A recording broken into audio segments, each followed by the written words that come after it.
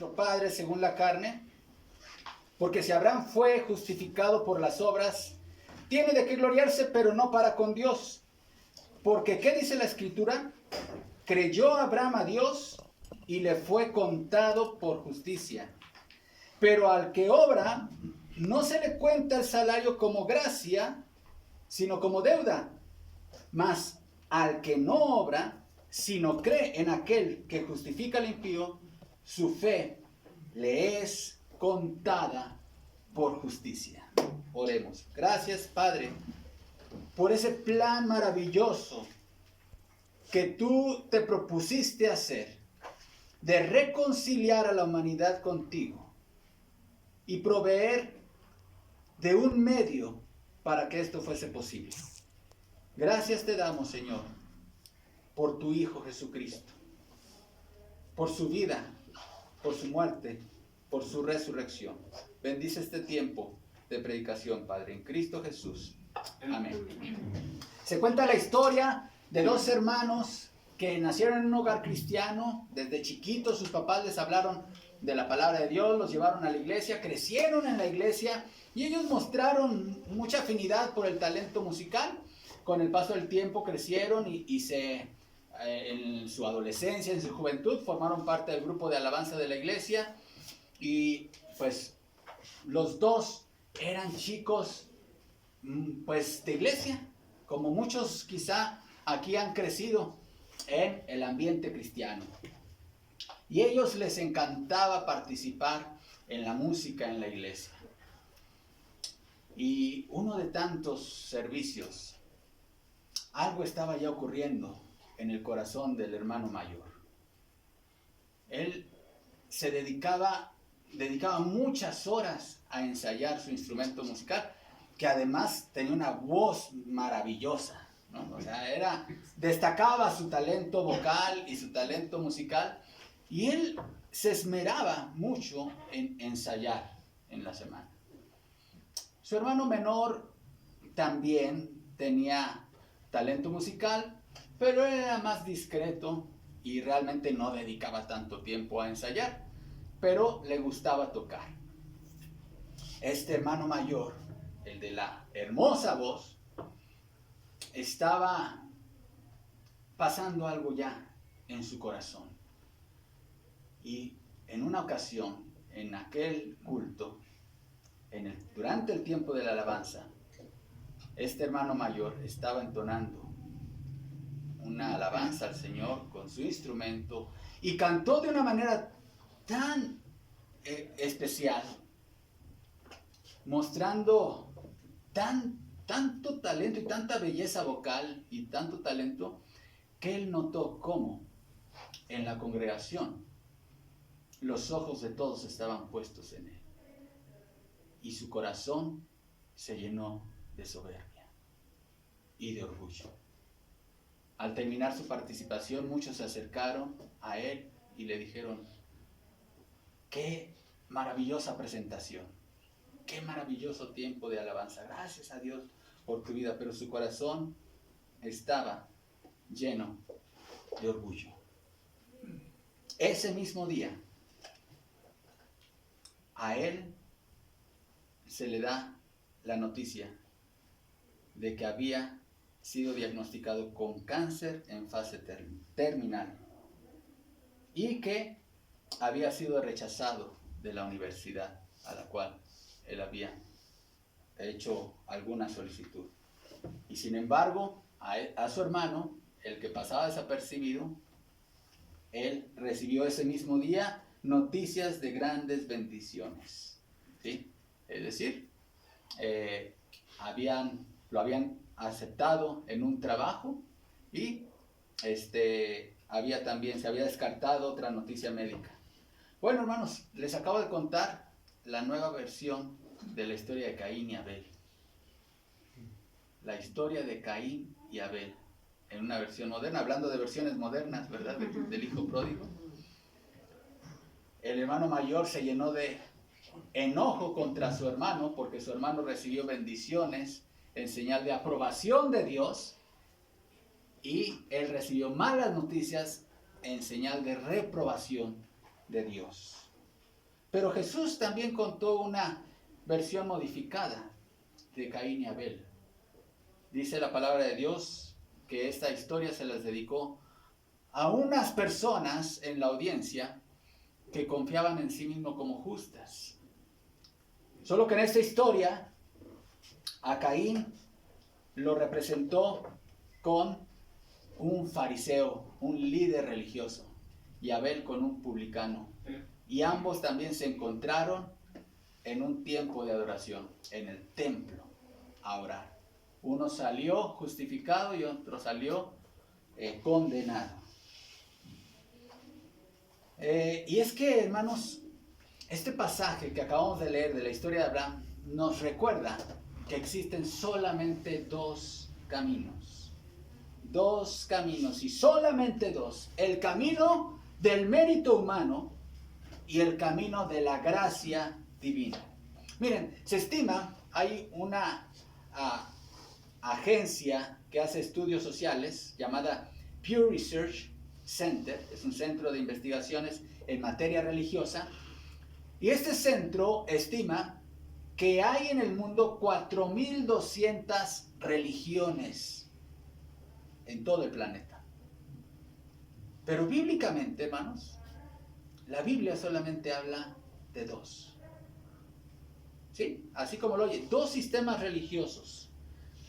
Porque a excepción del cristianismo auténtico, el cristianismo que sostiene que el hombre se reconcilia con Dios por gracia a través de la fe, todos los sistemas, el resto de sistemas religiosos, incluyendo algunos derivados del cristianismo, sectas, me refiero a sectas, establecen el camino del mérito humano.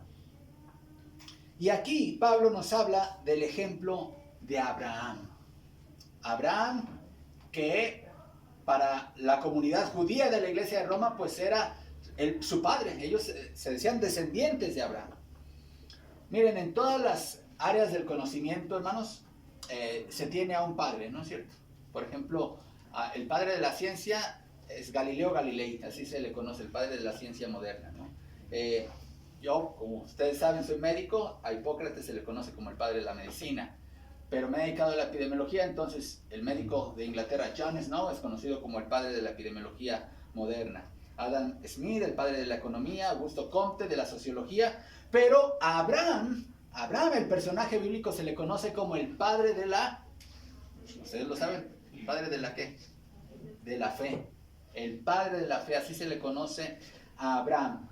¿Y por qué se le conoce así? Porque Abraham, guiado por el Espíritu Santo, hermanos, eligió el camino de la fe, el camino correcto, el camino de la gracia divina, y rechazó el camino que toma la mayoría de la gente, que es el camino de la autoglorificación. Y este pasaje, hermanos, estos primeros 5 versículos del capítulo 4 de Romanos, nos hablan de 3 contrastes que se dan en estos dos caminos. En estos dos caminos hay 3 contrastes que vemos aquí. El primero de ellos, hermanos, es el de la autoglorificación contra un corazón que glorifica y da toda la gloria a Dios. El otro contraste es el de la deuda, el que existe entre una deuda y una gracia. Y el otro contraste es el que hay entre obrar y creer. Vamos a ver el primero de ellos, hermanos. Gloriarse contra sentirse indigno. Versículos 1 y 2. ¿Qué pues diremos que halló Abraham nuestro padre según la carne? Porque si Abraham fue justificado por las obras, tiene de qué gloriarse, pero no para con Dios. Noten, recordemos que Pablo, quien está escribiendo, era judío. Y dentro de su audiencia de la iglesia romana también había judíos. Por eso él habla de Abraham en términos de nuestro padre según la carne, es decir, eran descendientes de Abraham los judíos. Claro, había también en la iglesia gentiles, a ellos no aplicaba este término, pero vamos a centrarnos en lo que dice el versículo 2. Porque si Abraham fue justificado por las obras, tiene de qué gloriarse. Ahora, nadie, hermanos, en el mundo cristiano pone en duda de que Abraham fue justificado. Ya hemos explicado esta palabra, qué significa ser justificado. Es una declaración legal, jurídica, que solamente puede hacer un juez. Es decir, un juez declara a alguien justo. El juez del universo, Dios, declara a un ser humano justo. Pero como ya hemos visto, hermanos, en los primeros 3 capítulos, en la práctica y en la realidad, ¿quién de nosotros es justo? Nadie. No hay justo ni aun uno. Entonces, Dios declara justo al pecador por los méritos del único que ha sido justo en la realidad, que es Jesucristo. Pero a esa justificación, a esa declaratoria legal, hermanos, que por cierto, necesitamos ser declarados justos para poder tener una relación con Dios. Nadie puede tener una relación con Dios si no es justificado, porque Dios no puede relacionarse con alguien que no está a cuentas legales con Él.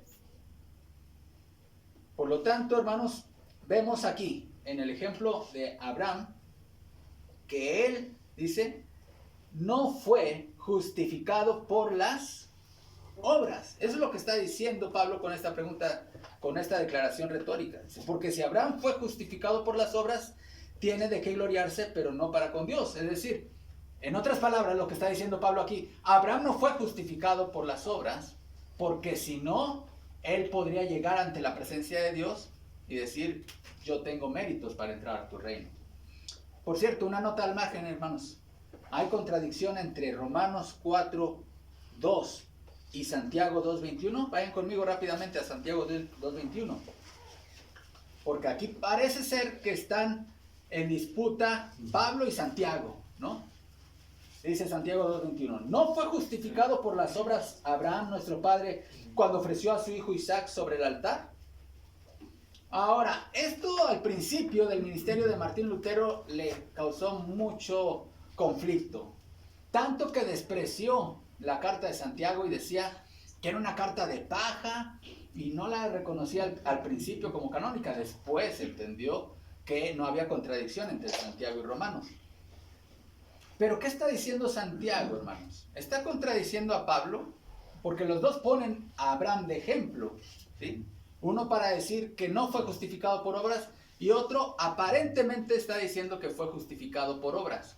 ¿Cuál es la solución a este aparente conflicto entre Romanos y Santiago? Bueno, para empezar, hermanos, nosotros vemos que Santiago también afirma la justificación de Abraham a través de la fe. Vean el 23 de Santiago 2. Y se cumplió la escritura que dice, Abraham creyó a Dios y le fue contado por justicia y fue llamado amigo de Dios. Entonces, no hay contradicción. Lo que está diciendo aquí Santiago es, o lo que está haciendo Santiago es complementar la enseñanza de Pablo. ¿Sí? Es decir, somos salvos solo por la fe. Pero Santiago complementa. La verdadera fe va a estar demostrada ¿por qué? Obras. Por obras. Siempre. Siempre, siempre, siempre. ¿Sí? Nosotros no podemos encapsular la idea de la fe simplemente a un asentamiento de ciertas verdades respecto a Jesús. Y decir, yo creo que Jesús nació de forma virginal, yo creo que Jesús nunca pecó, yo creo que Jesús murió por mis pecados, yo creo que Jesús resucitó. Y simplemente hacer algún asentamiento intelectual o mental y decir, yo tengo fe. No, eso no es fe, es lo que dice Santiago. Fe es mucho más que eso. Fe es buenas obras y él da más ejemplos. En los jóvenes estamos estudiando Santiago y él es muy práctico en su carta, ¿sí? Fe implica tener sabiduría para soportar las pruebas. Fe implica vencer la tentación. Fe implica no hacer distinciones entre la forma en cómo tratamos a alguien con dinero y a alguien sin dinero en nuestra congregación. Fe tiene que ver con nuestro control de la lengua, etcétera. Todo eso es lo que está diciendo Santiago. Una fe auténtica va a siempre, siempre estar acompañada por obras. Pero no son las obras las que nos salvan, es la fe. Bueno, cierro ese paréntesis de aclaración. Entonces, regresando al punto, hermanos, vemos que somos salvos por la fe sola, pero no por una fe que está sola. ¿Sí? Eso grábenselo muy bien. Somos salvos por la fe sola, pero no por una fe que está sola, va acompañada de obras. Pero noten, hermanos, aquí Pablo, en Romanos 4, está introduciendo un problema humano muy común. Quizá sea el pecado originador de todos los pecados. ¿Cuál fue el primer pecado que se cometió después de que Dios creó en el universo? Antes del pecado de Adán y Eva. Otro ser no humano cometió un pecado. ¿Sí? Un ángel, ¿verdad? Un querubín. ¿Cuál fue el pecado de él? El orgullo. El orgullo. El primer pecado. Y por lo tanto, hermanos, ese es un pecado que origina, es fuente de muchos otros pecados. Si hay un pecado del cual nos debemos de cuidar todos nosotros, hermanos, es el de caer en el envanecimiento, en el orgullo, en la soberbia. Y el Evangelio mata el orgullo. La doctrina de la justificación por fe mata el orgullo. Y vean la sabiduría de Dios, hermanos, en el plan de redentor, en su plan redentor. Dios estableció que el acceso a la justificación delante de Dios fuera uno que matara el orgullo humano. Que no fuera el camino de los méritos. Dice, si Abraham fue justificado por las obras, tiene de que gloriarse, pero no para con Dios. Como ya vimos, hermanos, las obras de justicia humanas no impresionan a Dios. No impresionan a Dios. ¿Por qué? Porque Dios es un ser infinitamente santo, infinitamente justo. Es como, hablando ahorita que está el mundial, ¿no? Es como si tú tuvieras a tu hijo que es bueno para el fútbol y juega aquí en las cascaritas, aquí, y tú invitaras a Messi, el que nos metió el gol. Pues, obviamente, tú amas a tu hijo y para ti es un crack, ¿no? Pero no va a impresionar a Messi. ¿Sí? Así es el ser humano cuando quiere impresionar a Dios con sus buenas obras. A Dios no lo puedes. Dice, si Abraham fue justificado por obras, tiene que gloriarse, pero no para con Dios, que es el ser infinitamente santo, infinitamente bueno, infinitamente justo. El punto de Pablo aquí, mis amados hermanos, es que el camino de los méritos humanos para alcanzar la salvación es uno que no te va a conducir a la salvación, sino te va a conducir a un pecado. ¿A qué pecado? El orgullo. El peor de los pecados, quizá el más grave o quizá el originador de todos los pecados, la soberbia. Y todos tendemos una tendencia a gloriarnos. Se cuenta, esta anécdota se la escuché a mi papá. Obviamente pues, no es de la vida real, ¿verdad? Pero nos ayuda mucho. Había ahí en una región donde las aves migran, una tortuguita que su sueño siempre fue volar, ¿verdad? Y ella veía siempre a las aves volando. Y decía, ay, cómo me gustaría un día experimentar el volar.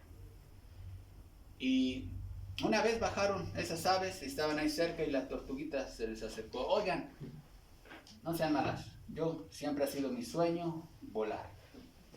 Y se me ha ocurrido una idea. Tengo aquí una varita, me soporta, miren.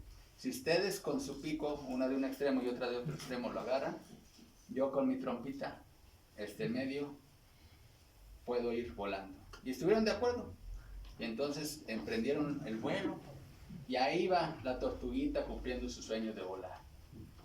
Y entonces pasan por un poblado y alguien ve esa escena y dice, mira esa tortuga. ¿A qué persona o a quién se le habrá ocurrido la tan buena idea de hacer volar esa tortuga? La tortuga oyó y entonces dice, fui yo. Y entonces cayó. Así es el orgullo humano, hermanos. El orgullo humano te hace caer. Cuando tú quieres no perderte la gloria, la pizca de la gloria, vas a caer.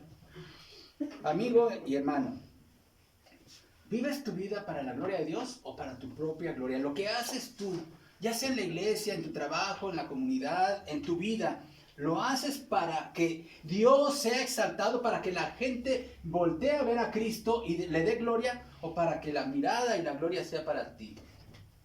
Ahora, todos necesitamos para nuestro bienestar mental algún tipo de elogio de vez en cuando. Los padres saben de lo que estoy hablando. A los hijos hay que reconocerles cuando hacen algo bueno.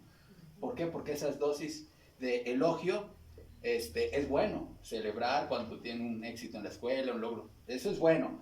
Pero algo ya muy distinto, hermanos, es vivir y convertirse en un ególatra. Y entonces, las personas con un ego inflado viven para que todos los demás les rinden pleitesía, ¿verdad? Y les digan, qué maravilloso eres, wow, qué inteligente eres, y esas personas pues, tienen un problema muy grande espiritual. Cuando seas tentado con la tentación del orgullo, ora esta oración del salmista. Salmo 19:3. Vayamos a este pasaje. Preserva también a tu siervo. Y esto de preserva es guarda, libra a tu siervo de las soberbias, que no se enseñoreen de mí.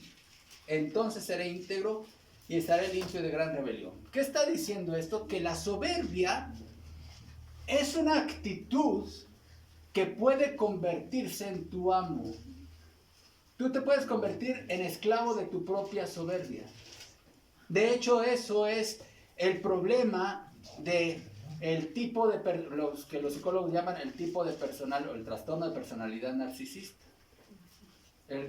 Las personas con este tipo de trastorno se han vuelto esclavos de su propia soberbia. Entonces hay temas no resueltos y entonces todas sus relaciones las usan para que la gente les alimente un poquito de su ego, ¿sí? Por formas en cómo se relacionan con los demás. Por eso hay que tener mucho cuidado con el pecado del orgullo. Y también, algo que te va a ayudar mucho para no ensoberbecerte. ¿Qué eres tú? ¿Qué es lo que somos los seres humanos? Para empezar, la Biblia dice que somos, contados todos en balanza son menos que nada. Y desde el punto de vista moral y espiritual, Isaías nos describe como suciedad y nuestras justicias como trapo de inmundicia. Ahora, díganme, si alguien acepta esa descripción bíblica de sí mismo, ¿qué soberbia le queda? Nada. ¿Por qué? Porque el Evangelio mata la soberbia humana. Alguien que no ha logrado ser libre de la soberbia es porque no ha estado en contacto o no se ha sometido al Evangelio. Pero el otro contraste número 2, hermanos. Ya vimos el primero. El primer contraste de estos dos caminos es el gloriarse o enorgullecerse y sentirse indigno. ¿Sí? Y recordemos, hermanos, si tú estás en Cristo hoy, no es porque eres más bueno que tu pariente que aún no es cristiano. O quizá eres peor que él. Es por la gracia de Dios, por la misericordia de Dios. Nada tenemos por qué gloriarnos. Si tu hermano tienes alguna responsabilidad en la iglesia, no es porque eres más bueno que quien no tiene una responsabilidad en la iglesia. Es por la gracia de Dios. ¿Sí? Que no se nos olvide, porque eso se nos olvida muy seguido, amados hermanos. Vamos a ver el segundo contraste. Segundo contraste es el contraste que existe entre el concepto de deuda y el concepto de gracia. Sigue diciendo versículos 3 y 4. Porque ¿qué dice la Escritura? Creyó Abraham a Dios y le fue contado por justicia. Pero al que obra no se le cuenta el salario como gracia, sino como deuda. Noten, hermanos, que siempre Pablo va a justificar su postura doctrinal en la Escritura. Y eso es muy importante, amados hermanos. Esto también puede ser un comentario al margen. Pero él dice, ¿qué dice la Escritura? Si tú vas a sustentar una posición de doctrina, hermanos, cíñete a la Escritura.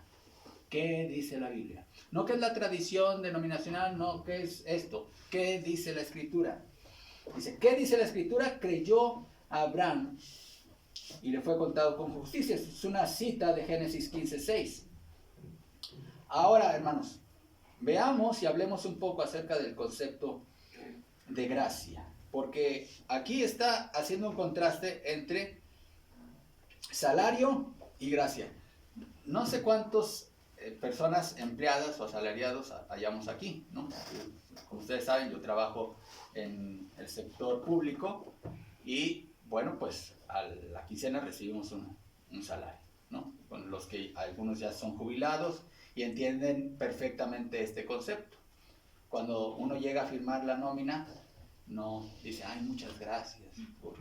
Bueno, da gracias por la atención, pero no porque esté recibiendo algo que no se haya uno ya devengado. ¿Sí me explico, hermano? Tu patrón te debe ese dinero y te lo está pagando. Eso es salario. Algo muy diferente que un regalo, que es la gracia. Pero, mis amados hermanos, muchas veces pensamos que Dios le debe algo al ser humano. ¿Y será que acaso Dios nos deba algo a nosotros, amados hermanos? ¿Será que Dios nos lo da lo que tenemos hoy por gracia? A ver, ¿Dios nos debe amor? ¿Nos debe misericordia? ¿Nos debe gracia? ¿Nos debe clemencia?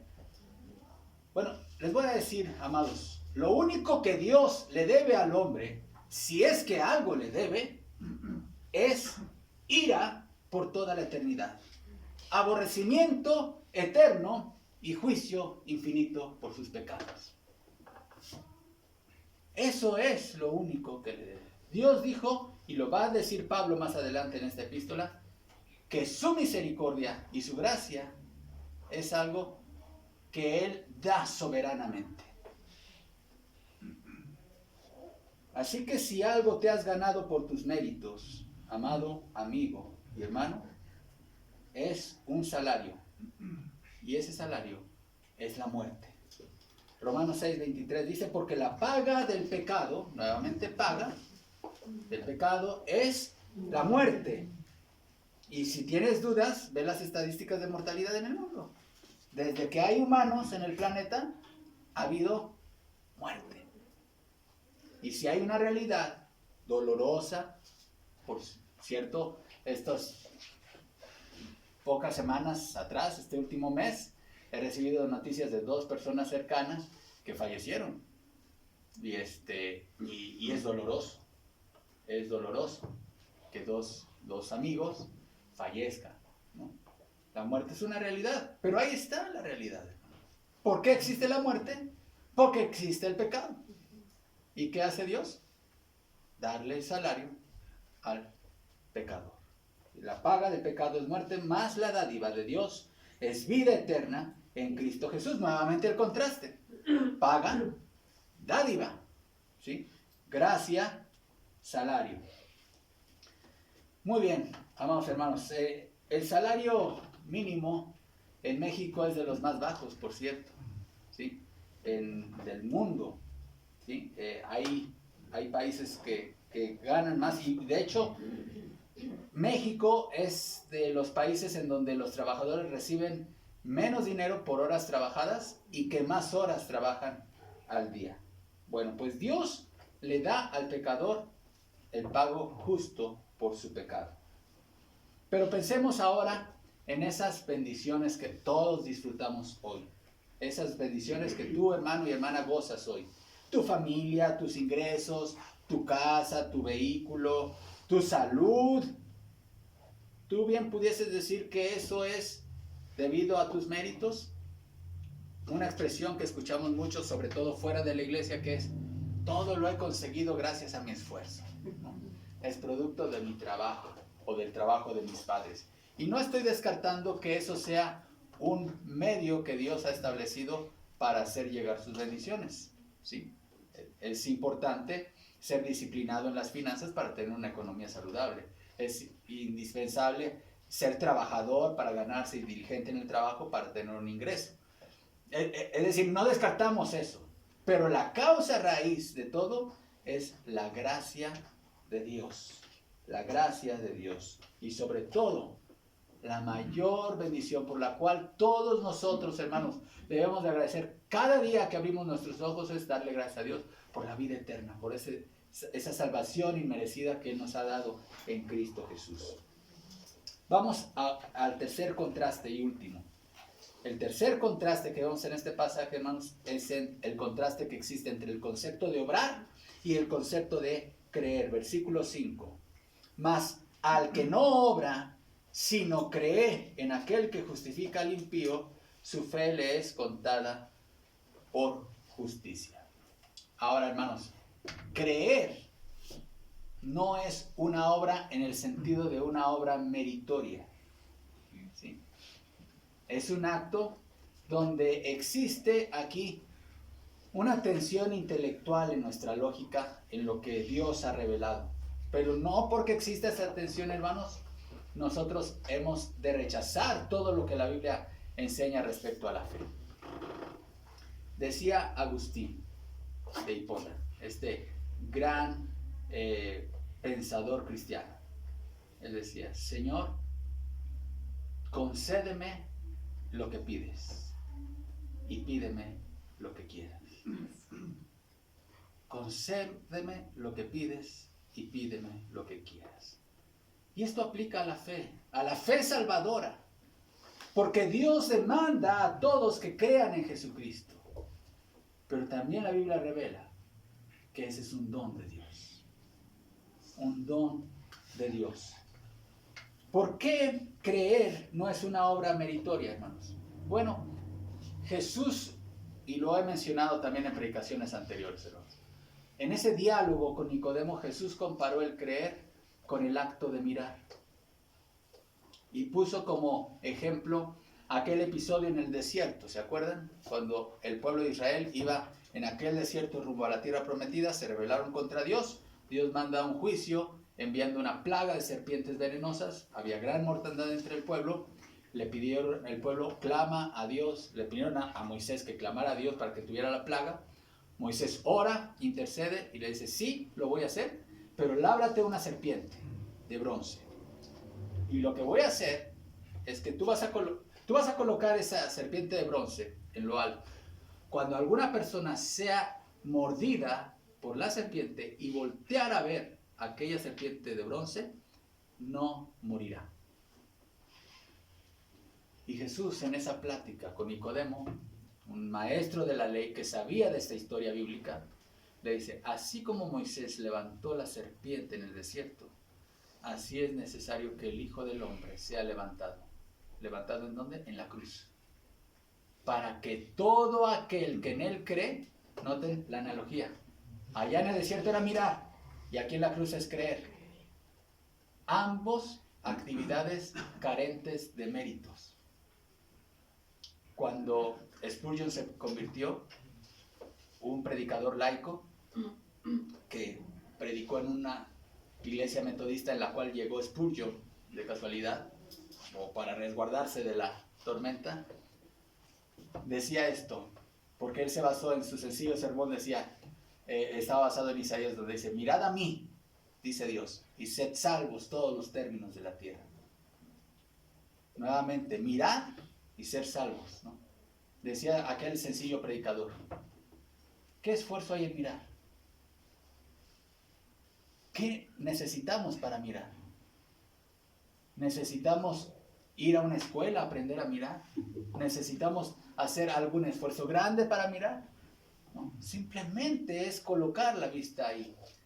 No hay ningún mérito en mirar y no hay ningún mérito humano en creer. Por lo tanto, hermanos, vemos aquí cómo hay esta analogía. Miren, el gran filósofo Aristóteles hablaba de dos, bueno, en realidad son cuatro, pero quiero referirme a dos tipos de causas. La causa que él llamaba eficiente y la causa instrumental. Decía Aristóteles que todo lo que ocurre en el universo tiene, entre otras causas, una causa eficiente y una causa instrumental. Y esta enseñanza de Aristóteles la ocupaban los reformadores para explicar la relación entre la gracia y la fe. ¿Cómo dice Pablo en Efesios? Por gracia sois salvos por medio de la fe. Noten, somos salvos por gracia, por medio de la fe. ¿Cuál es la causa eficiente? Es la gracia. ¿Cuál es la causa instrumental? La fe. Y el ejemplo que ponían es el de un escultor, hermanos. Todos hemos visto quizá en fotos la escultura de David de Miguel Ángel, ¿verdad? Esta escultura de mármol blanco de 5.17 metros de altura y 5.572 kilogramos de masa, realizada por Miguel Ángel Buonarroti entre 1501 y 1504. Y bueno, esta es una de las obras más maravillosas del Renacimiento italiano, ¿no?